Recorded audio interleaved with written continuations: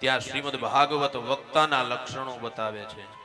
વક્તા કેવા હોવા જોઈએ, કથા કરવી હોય તો કેવા વક્તાની પસંદગી કરવી જોઈએ. વિરક્તો વૈષ્ણવો વિપ્રો વેદ શાસ્ત્ર વિશુદ્ધિકૃત દ્રષ્ટાંત કુશલો ધીરો વક્તા કાર્યો તિની સ્પૃહા. વક્તા છે એ વિરક્ત હોવા જોઈએ, વક્તા છે એ વૈષ્ણવ હોવા જોઈએ, ભગવાન નારાયણના કોઈ પણ એક રૂપની પૂજા કરતા હોવા જોઈએ. વિપ્રો એટલે વક્તા છે એ બ્રાહ્મણ હોવા જોઈએ. યાદ રહે મેરે ભાઈ બહેન, આજના યુગની અંદર વ્યાસપીઠ ઉપર દરેક વ્યક્તિઓ બેસવા માંડ્યા, દરેક પરિવારમાંથી. પણ વ્યાસપીઠ ઉપર માત્ર ને માત્ર જો કોઈનો અધિકાર હોય ને તો એ બ્રાહ્મણ સિવાય કોઈનો અધિકાર નથી. યાદ રાખજો, ધુવાડો યજ્ઞ કુંડમાંથી પણ નીકળે અને ધુવાડો બીડીમાંથી પણ નીકળે, પણ મહત્તા યજ્ઞ કુંડના ધુવાડાની છે.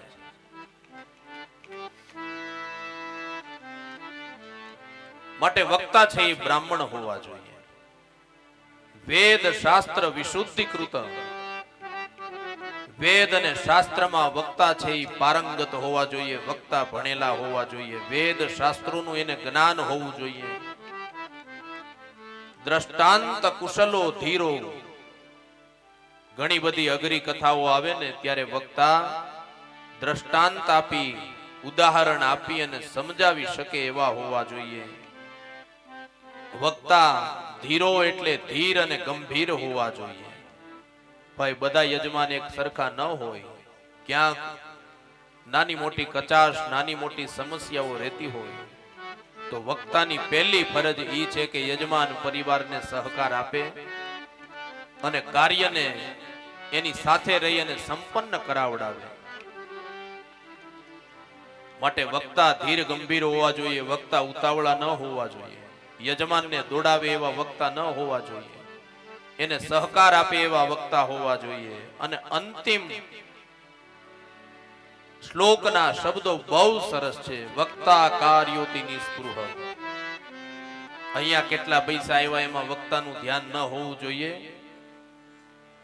વક્તા ક્યારેય પોતાની વિદ્યાને વેચે નહીં એવા હોવા જોઈએ. આ ભાગવત શાસ્ત્રના વક્તા ક્યારેય ભાવતાલ ન કરે. આપણું ભાગવત લખે છે, મારે દુઃખ સાથે કહેવું પડે છે, આજના યુગની અંદર ઘણા ઘણા વક્તાઓ આના ભાવતાલ કરવા માંડ્યા અને વેચવા માંડ્યા.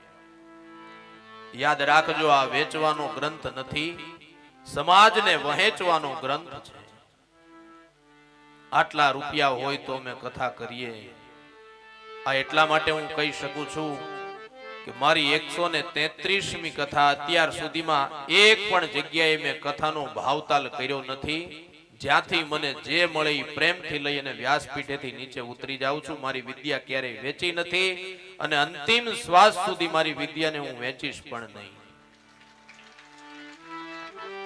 હરસુખભાઈ ને એનો પરિવાર, અમારે તો આંખની ઓળખાણ નથી સાહેબ.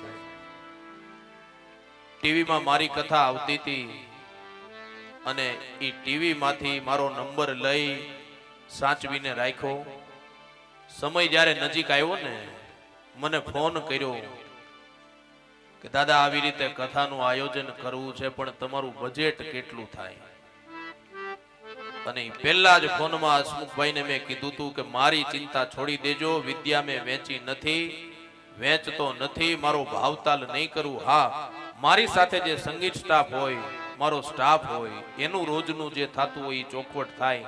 પણ પછી એનો પરિવાર મારી પાસે મુહૂર્ત લેવા માટે આવ્યો ત્યારે પણ મને વિવેક કર્યો તો એમણે કે દાદા થોડીક ચોખવટ થઈ જાય તો વધારે સારું એમ.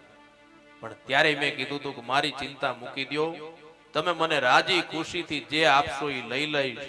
અને અત્યાર સુધીમાં એક પણ જગ્યાએ તમારે જ્યાંથી મારો રિપોર્ટ મેળવવો હોય ત્યાં મેળવી લેજો.